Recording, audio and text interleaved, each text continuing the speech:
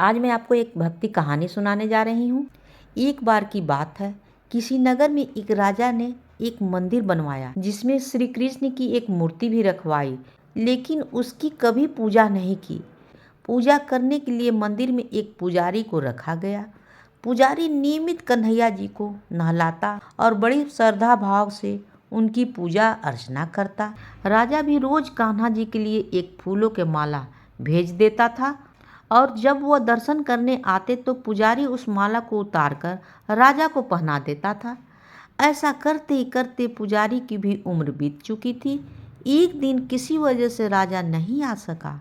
उसने एक सेवक के हाथ मंदिर में माला पहुंचवा दी और कहलवा दिया कि आज वह मंदिर नहीं आएगा, इसलिए पुजारी उसका इंतजार न करे।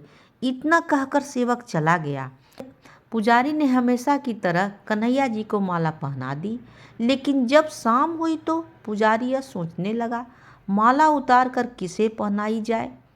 उसने सोचा, क्यों न यह माला आज मैं ही पहन लूँ।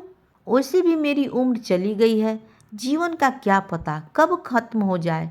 इतना सोचकर पुजारी ने माला उतार कर अपने गले में डाल ली, लेकिन इतने में ही सेवक आ गया और उसने बताया कि राजा की सवारी मंदिर में पहुंचने वाली है।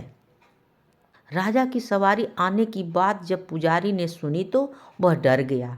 उसने सोचा कि अगर राजा ने उसे माला पहने हुए देख लिया तो वह तो मरवा डालेंगे। आनन फानन में पुजारी ने माला उतार कर वापस कन्हैया जी को पहना दी। जैसे ही राजा अंदर आए तो हमेशा की तरह पुजारी ने माला कान्हा जी के गले से उतारकर राजा को पहना दी, लेकिन माला पर लगा सफ़ेद बाल देखकर राजा समझ गए कि पुजारी ने यह माला खुद ही पहन ली थी। बस फिर क्या था, राजा क्रोधित हो उठे और उन्होंने गुस्से में पुजारी से पूछा कि माला पर सफ़ेद बाल कहाँ से आया।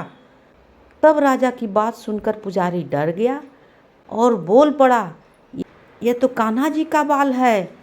अब तो राजा और भी क्रोधित हो गया, क्योंकि कान्हा तो भगवान हैं और उनकी बाल सफ़ेद कैसे हो सकते हैं।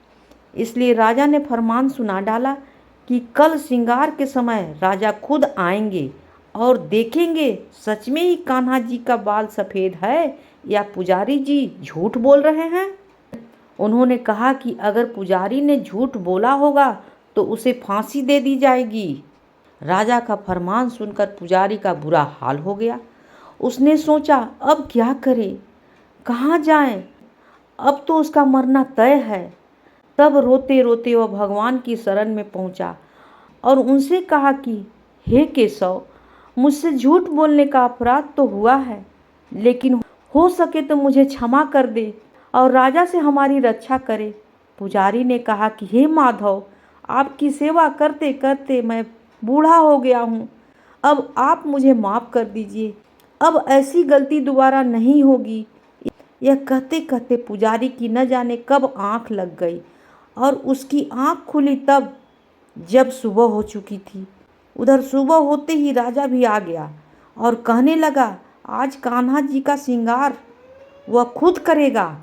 ऐसा कहकर जैसे ही राजा ने कान्हा जी का मुकुट उतारता है तो देखा कि श्री कृष्ण भगवान के सारे बाल सफ़ेद हैं। लेकिन राजा को फिर भी यकीन नहीं हुआ। उसे लगा कि फांसी की डर से पुजारी ने ही बालों को रंग दिया होगा। राजा ने सोचा कि क्यों न कन्हैया जी का एक बाल तोड़कर देखा जाए। इसके बाद राजा ने कान्हा जी का एक बाल तोड़ दिया, लेकिन जैसे ही बाल टूटा कन्हैया जी के सिर से खून की धाराएं बहने लगी। यह देखकर राजा भगवान के चरणों में गिरकर माफ़ी मांगने लगा। तभी श्री कृष्ण की मूर्ति से आवाज़ आई, हे राजन, तुमने मुझे केवल मूर्ति मात्र ही समझा, इसलिए आज से मैं तुम्हारे लिए केवल मूर्ति मात्र ही रहूँगा। लेकिन पुजारी ने सच्चे मन से और पूरी श्रद्धा से मेरी भक्ति की है, इसलिए इसकी भक्ति को देखकर मुझे अपने बाल सफ़ेद करने पड़े। कन्हैया जी ने कहा कि भक्ति में कभी भी संशय नहीं करनी चाहिए। सच्चे भक्त की लाज तो मैं कभी जाने ही नहीं देता हूँ। कहानी होती है समाप्त।